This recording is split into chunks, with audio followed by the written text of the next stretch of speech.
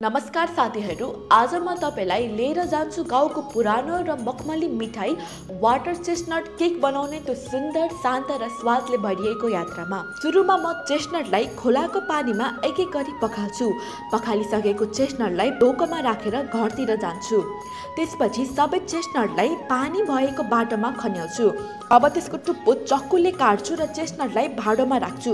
त्यसपछि त्यसलाई धारिलो चेप्टो टुलले काट्न थाल्छु। त्यसको सानो सानो पिस भएपछि त्यसमाथि पानी हाल्दिन्छु। पानी र चेस्टनटको टुक्रालाई मिक्स गर्छु र जाँतोमा हालेर पिस्न थाल्छु। पिसिसकेपछि त्यसलाई एउटा भाँडोमा जम्मा गर्छु। अब म एउटा सेतो कपडामा अघि पिसेको चेस्टनटलाई खन्याउँछु र त्यसलाई मजाले हातले थिचेर चोक्टा र रसलाई सेपरेट गर्छु र त्यसलाई एउटा भाँडोमा राखेर दिनभरिलाई छोड्दिन्छु। त्यसपछि अर्को दिन त्यो रसलाई फालेर तल भाँडामा जम्मा भएको पेस्टमा पानी हाल्छु। एकछिन त्यसरी राखिदिएपछि फेरि सबै पानी फालिदिन्छु र पेस्ट मात्र राख्छु। त्यो पेस्ट अघिभन्दा झन् सेतो र बाक्लो भएको हुन्छ। त्यसपछि त्यसलाई पन्युले निकालेर सेतो कपडामा हाल्छु र त्यसलाई सुक्न छोड्दिन्छु। सुकिसकेपछि त्यो पाउडर जस्तो भएको हुन्छ। त्यसलाई अब एउटा छुट्टै चारवटा भाँडामा हाल्छु अनि पानी हालेर मिक्स गर्छु। त्यसपछि एउटा सिसाको पटमा पिङ्क फुड कलरको पानी हाल्छु र त्यसमाथि चिनी हालिदिन्छु। अघि त पाउडर र पानी मिक्स गरेको मिक्सचरलाई पनि हाल्छु र तताउँदै मिक्स गर्छु। त्यसपछि फेरि त्यसलाई त्यही अगाडि बनाएको मिक्सचरमा हालिदिन्छु।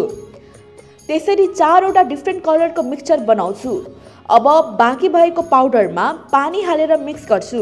त्यसपछि फेरि सिसाको भाँडामा अघि नै बनाएको मिक्सचर हाल्छु र चिनी हालेर त्यसलाई सिसाको भाँडामा भएको पाउडर र पानीको मिक्सचरमा हालिदिन्छु। अब चारवटा फरक कन्टेनरमा कलरफुल मिक्सचरहरूलाई हाल्छु र स्टिम हुन छोपिदिन्छु।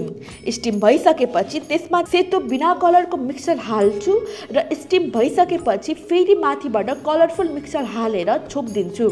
तयार भइसकेपछि त्यो एकदमै कलरफुल र ब्राइट कलरको केकमा परिवर्तन हुन्छ। हेर्दा कलरफुल र छुँदा जिग्ली टेक्सचर भएको त्यो केकलाई लामो लामो टुक्रामा काट्छु। त्यसपछि फेरि त्यसलाई डायमन्ड सेपमा काट्छु। साथीहरू, रेडी भयो हाम्रो गाउँको भान्साले दिएको सदियों पुरानो कला जसलाई वाटर चेस्टनट केक भनिन्छ। हातको माया, समयको धैर्य र प्रकृतिको मिठास एकै थालमा सजिएको हुन्छ।